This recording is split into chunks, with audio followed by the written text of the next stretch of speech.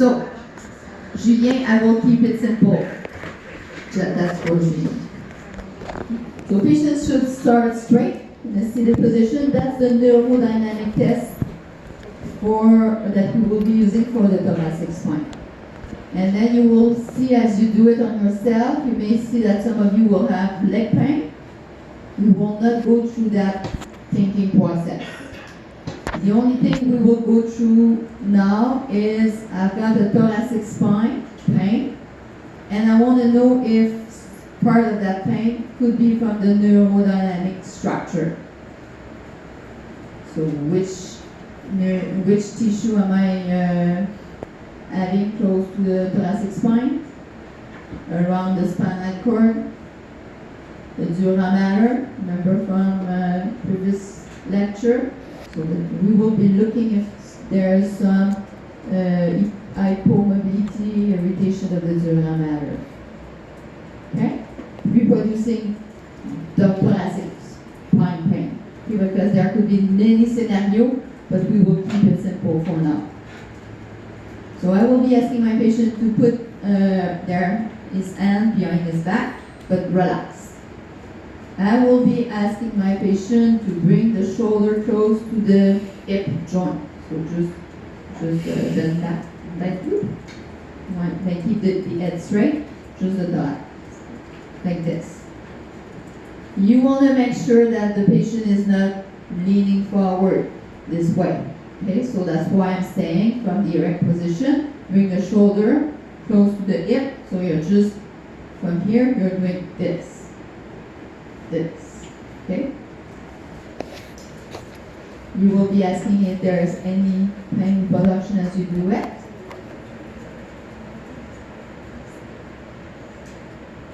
Then you will be just holding the thoracic spine, making sure they don't move into some other position.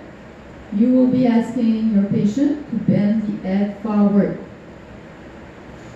and see if there is any pain reproduction in the thoracic spine always. If there is any pain, it could be from the dura mater, but it could be also from fascia or the muscle that comes from the cervical spine through the thoracic spine. So then I will be keeping, just holding the thoracic spine, the cervical spine, not pushing hard, just holding it there. And I will be asking my patient,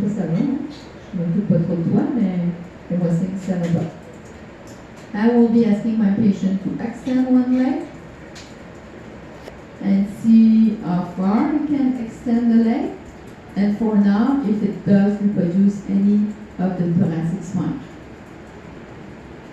If it doesn't reproduce anything, from there, I will be asking him to bring the toes towards him and see if it will produce any of his thoracic spine, maybe not thoracic, maybe somewhere else, or come back. So let's say as he is doing extension of the knee, there is some increase in the thoracic spine. Can you see that the tension is not only coming from the muscle, but it's coming from also the dura mater, the sheath, which start from here, from the head, and move all the way to the spine, and there's a continuation with the leg. Okay? That's all we will be doing this semester. That's the slump. And we will be finishing with the PAs. Oh, that's nice. That's what I'm saying.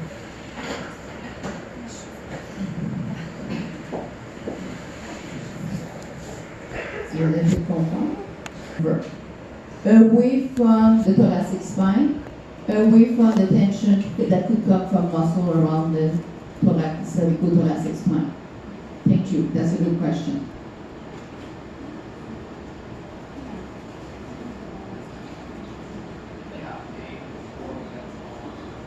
So if there's pain before we move the leg, we don't know. Is they having pain because he is doing flexion of the thoracic spine? Is there pain because there is some tension from the muscle? Then I need to confirm at least with knee extension. If knee extension increase the thoracic spine, it would be then positive in that case. But there's a lot of different scenarios that can be used for the slump. Okay? That's another story. PAs. Remember what I said? I said that first of all, the spinous process are not in line with the Z joint.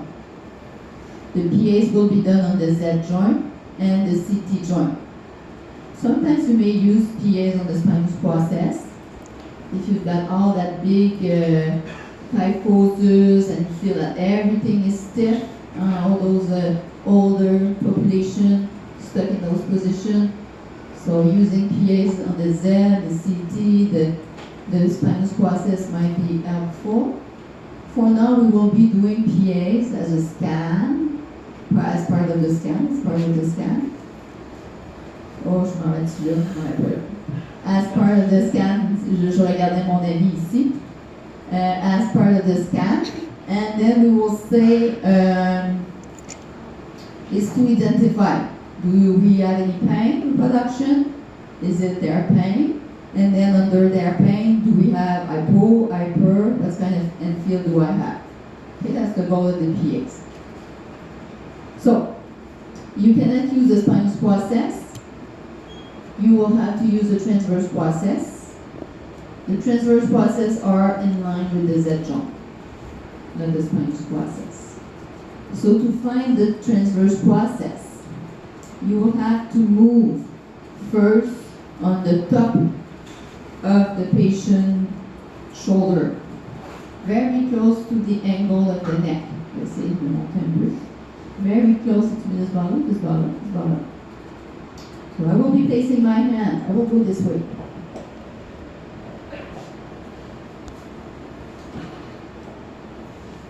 I will be placing my hand along the patient's neck, very close to the angle of the neck.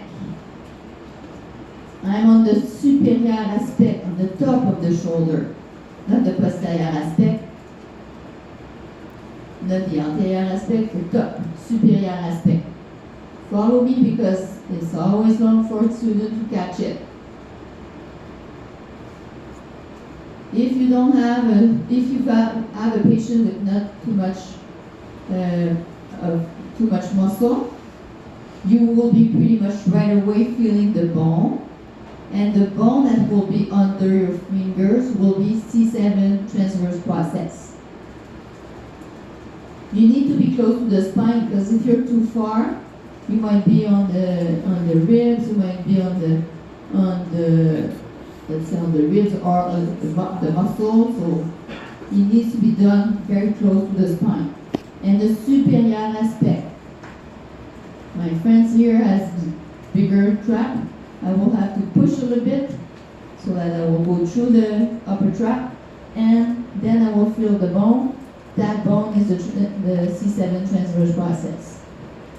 From there, I want to catch that C7 transverse process with my thumbs anteriorly and my index anteriorly. I'm holding into it. I was like this. On the superior aspect of it, this is my C7. I was like this. And now I'm holding it like this.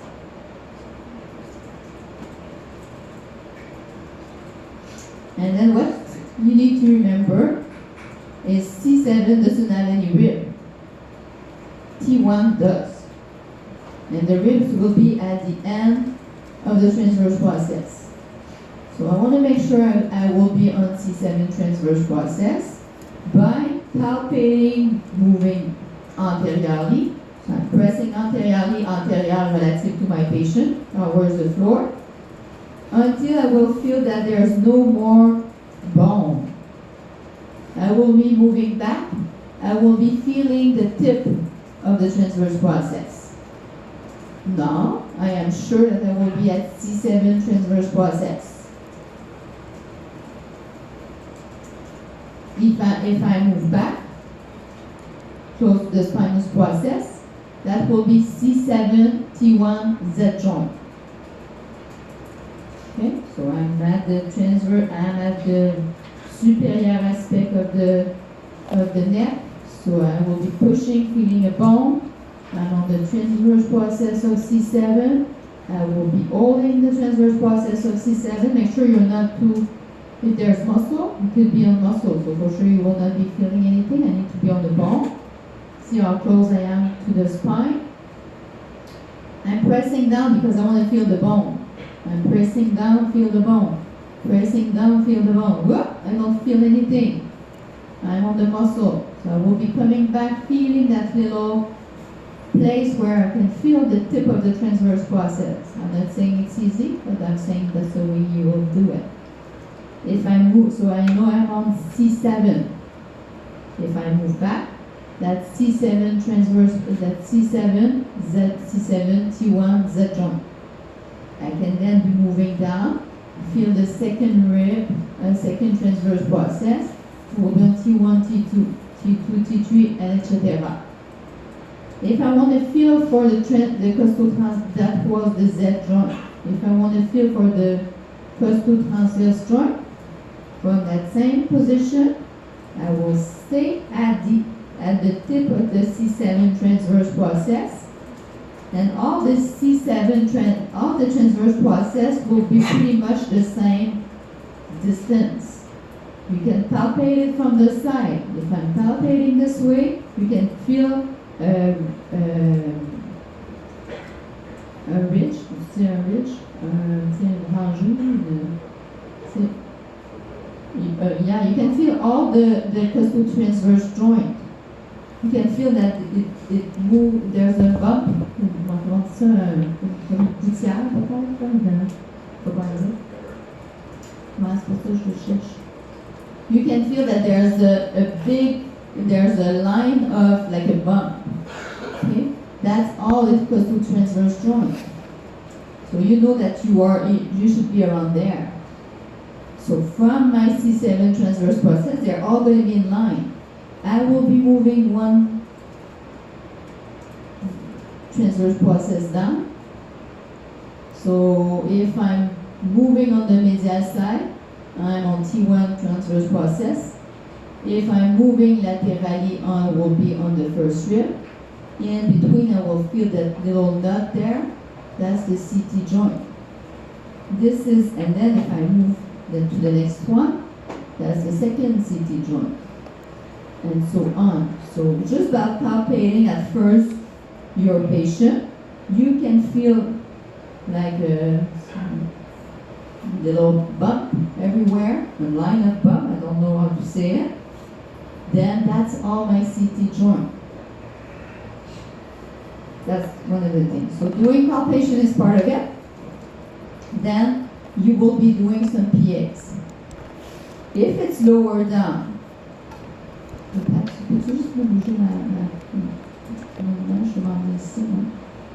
if it's lower down, so those PAs can be done at the Z or CT joint. You can use the same ending as we did for the thoracic spine, where the end which is closer to the spine is relaxed. I will be having my elbow in line with my shoulder in line with my elbow with my wrist. I will be leaning over my patient like the Julien Taille's technique, and I will apply a pressure. So I can be moving at the front level using the same technique as we did for the lumbar spine. You will be following the direction of the spine. It can be done at the Z, and it can be done at the CT joint.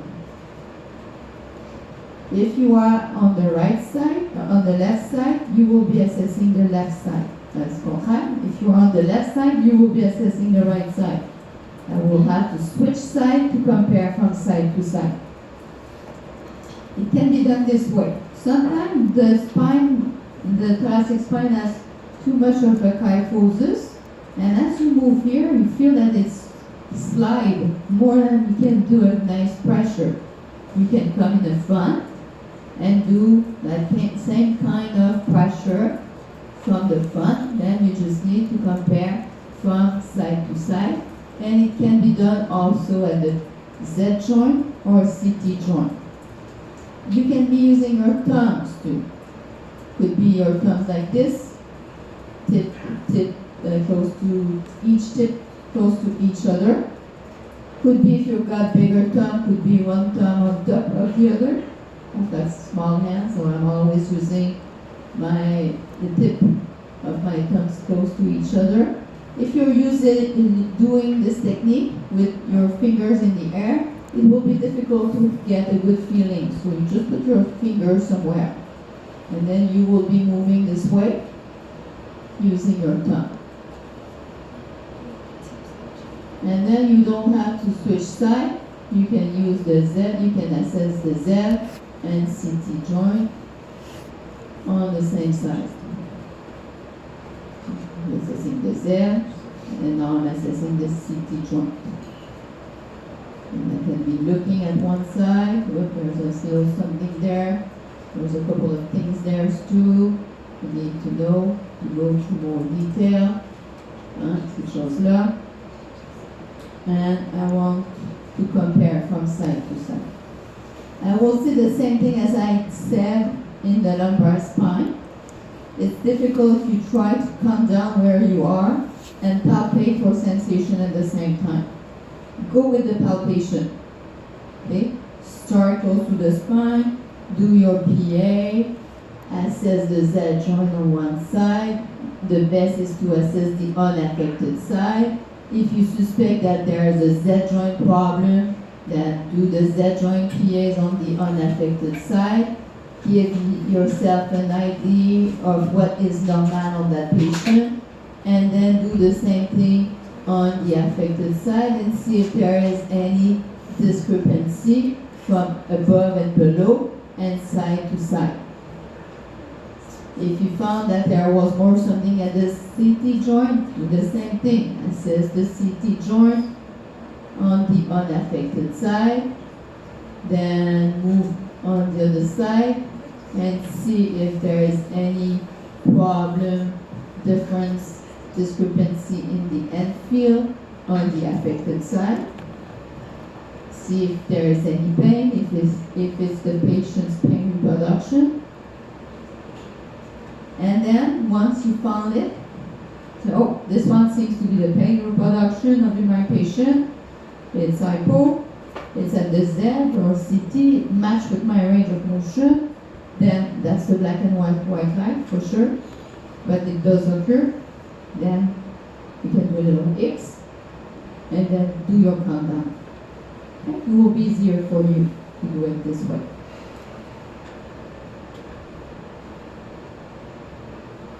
Question. 10 minutes. Je pensais faire mon cervical, mais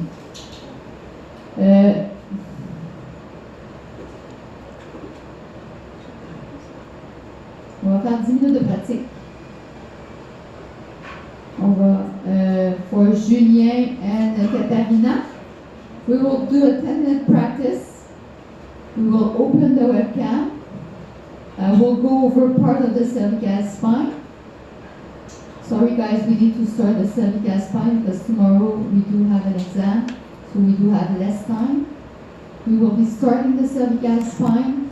I will do it, and then we will practice it in CRW. The CRW is very not long, it's like 20 minutes max.